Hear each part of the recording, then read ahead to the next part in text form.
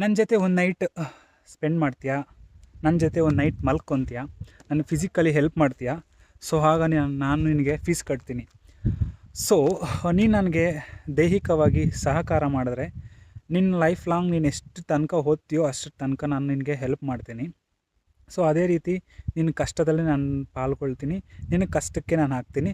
But ನೀನು ಮಾತ್ರ ನನ್ನ ಜೊತೆ ಒಂದು ನೈಟ್ ಟೈಮ್ ಸ್ಪೆಂಡ್ ಮಾಡಿ ನೀನು ನನಗೆ ಸ್ವರ್ಗ ಸುಖ ತೋರಿಸ್ಬೇಕು.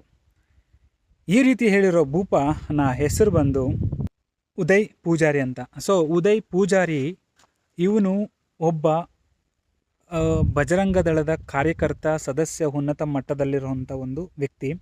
ಸೊ ಇವನ ವಯಸ್ಸು ಬಂದು 42 ವರ್ಷ, ಸ್ಟಿಲ್ ಅನ್ಮ್ಯಾರಿಡ್, ಅಂದರೆ ಮದುವೆ ವಿವಾಹ ಆಗಿಲ್ಲ.